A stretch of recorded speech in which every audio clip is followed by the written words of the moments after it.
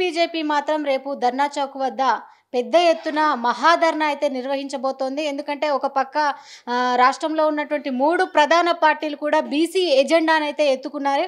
మరి రేపు చేయబోయేటువంటి ధర్నాలో ఎలాంటి విషయాలు లేవనెత్తబోతున్నారు, మరి ఈ విషయాలకు సంబంధించి ఓబీసీ మోర్చా అయినటువంటి ఆనంద్ గౌడ్ ఉన్నారు.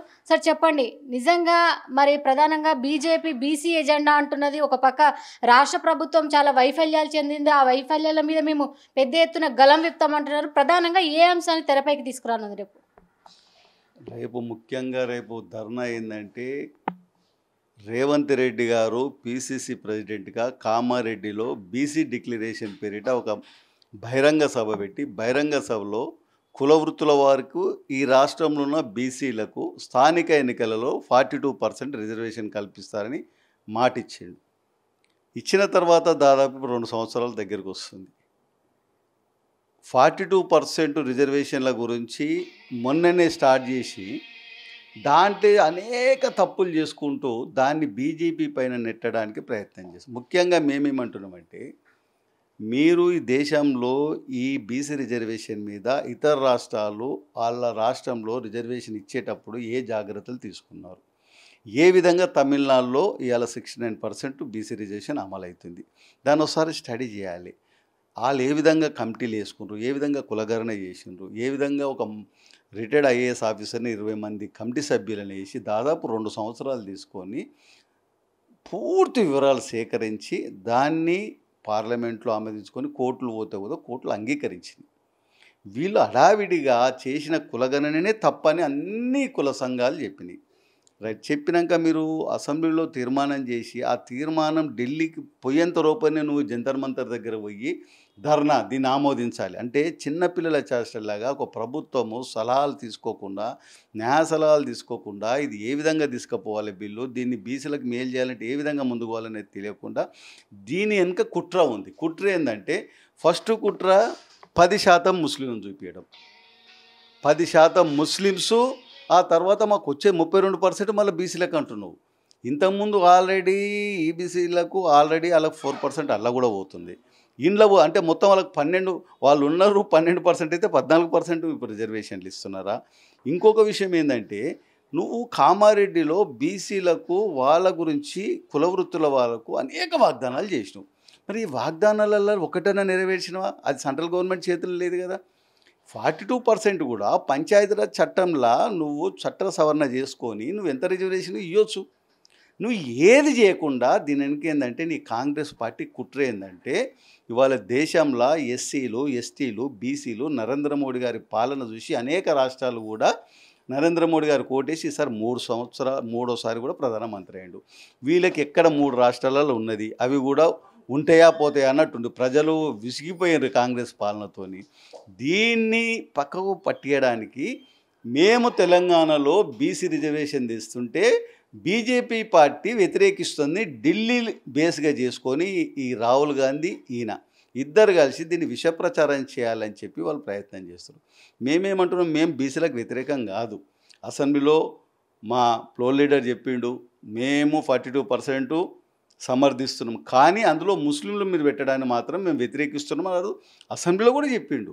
ఇవాళ కూడా మేము అదే అంటున్నాం, చట్టం సరిగ్గా ఏది మన చట్టాన్ని సవరించు, తీసుకొచ్చి బిల్ తీసుకురా, నీ చేతులున్న పని నువ్వు చెయ్యి. రాష్ట్రంలో బీసీలు దాదాపు 56%కి పైగా ఉన్నారు. మరి ఉన్నటువంటి పార్టీ ఇప్పుడు 3 ప్రధాన పార్టీల్లో కూడా చాలా వరకు బీసీ నేతలే కీలకంగా ఉన్నారు. కానీ కీలకంగా ఉన్నటువంటి నేతలకు మాత్రం పార్టీలో ఎక్కడ పదవులు లేవు. పైగా ఉన్నటువంటి రిజర్వేషన్ కావచ్చు, పోటీ చేసుకునేటువంటి అవకాశం కావచ్చు. ఇప్పుడు క్షేత్రస్థాయిలో చూస్తే మాత్రం మేము 3 పార్టీలను నమ్మలేము అని చెప్పేసి కూడా కామన్ పీపుల్స్ చాలామంది అంటున్నారు. మాకంటూ బీసీలో మేము ప్రత్యేకంగా పార్టీని ఏర్పాటు చేసుకుంటాం, ఏ ఎన్నికలు వచ్చినా కూడా అందులో మేమే విజయం సాధిస్తాము, మా ప్రభుత్వమే రాబోతుంది అని చెప్పేసి కూడా ఉన్నటువంటి కీలక నేతలే అంటున్నటువంటి సిచ్యువేషన్ ఉంది. మరి బీజేపీని కూడా పక్కన పెట్టినట్టు అనుకోవచ్చా మనం? కాదు, మీకు తెలియదు. ఇలా దేశంలో 60% దాదాపు ఉన్న జనాభా బీసీ, ఎస్సీ, ఎస్టీలు. వీళ్ళు ముగ్గురు కలిసి నరేంద్ర మోడీ గారి పాలన సమర్థించబడినే ఇవాళ అనేక రాష్ట్రాల్లో, మెజార్టీ రాష్ట్రాల్లో బీజేపీ పాలన ఉంది. మూడోసారి ప్రధానమంత్రి అయ్యిండు. మా పార్టీలో బీసీలకు ఇప్పటి వరకు ఇండిపెండెన్స్ తర్వాత కాంగ్రెస్ పార్టీ పాలనలో ఇచ్చిన దానికంటే కూడా ఈ 11 సంవత్సరాల్లో దాదాపు 80-90% ప్రజాప్రతినిధులు కానీ అనేక విషయాలలో బీసీలకు మేలు చేసిన విషయంలో ఇవాళ కాంగ్రెస్ కంటే కూడా 50 సంవత్సరాల కాంగ్రెస్ పాలన కంటే కూడా ఈ 11 సంవత్సరాల మా పాలనలో 90% వాళ్ళు 10% కూడా 50 సంవత్సరాల బీసీలకు మేలు చేయలేదు. అన్ని విషయాలలో ఒక్కటి కాదు, రాజకీయంగా చూసుకో, విద్యాపరంగా, వైద్యపరంగా చూసుకోండి, ఏ రకంగా చూసినా కానీ దీని మీద బహిరంగ చర్చ చేయమనండి. వాళ్ళ 50 ఏళ్ళ బీసీలకు చేసిన రాష్ట్రాల వారిగా తీసుకురమ్మనండి. మా బీజేపీ ఈ 11 సంవత్సరాల్లో బీసీలకి ఎన్ని రకాలుగా చేసింది, ఏ రకంగా చేసింది, ఎన్ని విధాల బెనిఫిట్ చేసింది, విద్యాపరంగా ఏం చేసింది, వైద్య విద్య నేర్చుకోవడానికి అన్ని విషయాలలో అసలు వాళ్ళ ఆ విషయాల చర్చకు వస్తే వాళ్ళ కుట్ర, వాళ్ళ మోసం అని అన్నాడు కదా రాహుల్ గాంధీ. ఏమన్నాడు? నాదే పొరపాటు అంట, నువ్వు వేరు కాంగ్రెస్ వేరా, నీ పొరపాటు ఏంది? మీ నాయనమ్మ చేయలేదు, మీ ముత్తాత చేయలేదు, మీ నాయన చేయలేదు, మీరు నియమించుకున్న పివి నరసింహారావు చేయలేదు, మన్మోహన్ సింగ్ చేయలేదు. ఇప్పుడు ఈయనకు బీసీల మీద తప్పులేదు ప్రేమరాణి. ఇప్పుడు లోకల్ బాడీ ఎలక్షన్లో క్యాడర్నే లీడర్గా నిలబెట్టడానికి చాలామంది చూస్తున్నారు. మరి బీజేపీ పార్టీలో ఉన్నటువంటి మీ క్యాడర్ని లీడర్ చేయడానికి పూర్తి స్థాయిలో సిద్ధంగా ఉందా బీజేపీ? అమ్మా, ఉమ్మడి ఏపీ రాష్ట్రంలో ఇప్పటి వరకు ఏ రాజకీయ పార్టీ కూడా ఆర్గనైజేషన్ పరంగా 10-20% కూడా బీసీలకు పదవులు ఇవ్వలేదు. కానీ బీజేపీ పార్టీ ఇప్పటికే జిల్లా అధ్యక్షులు 19 మంది, 36 ప్రకటిస్తే దాదాపు 50% పైన ఇచ్చింది. అనేక మండలాలలో 50% దాటి బీసీ మండల అధ్యక్షులు అయినరు. అన్ని విధాల్లో నరేంద్ర మోడీ గారి పాలనలో మీడియా పరంగా కూడా మొత్తం చరిత్ర తీసుకుంటే ఈ 11 సంవత్సరాలలో బీసీ, ఎస్సీ, ఎస్టీలకు నరేంద్ర మోడీ గారు చేసినంత పదవులలో వాళ్ళకు బెనిఫిట్ చేయడానికి అనేక 27 మంది కేంద్ర మంత్రులమ్మ, ఎస్సీ, ఎస్టీ మంత్రులు ఉన్నారు, మెజార్టీ ఉన్నారు. ఇవన్నీ కలిపితే 50% దాటిపోయింది. కాబట్టి నరేంద్ర మోడీ గారు బీజేపీ పార్టీని బీసీ, ఎస్సీ, ఎస్టీల విషయంలో మమ్మల్ని ఎవ్వరు కూడా మాకున్న చిత్తశుద్ధిలో వాళ్ళకి 5% కూడా లేదు. ఇది ఎన్నికలకు పోతే రేపు స్థానిక ఎన్నికలలో ఓడిపోతామన్న విషయం రేవంత్ రెడ్డి గారికి తెలిసింది.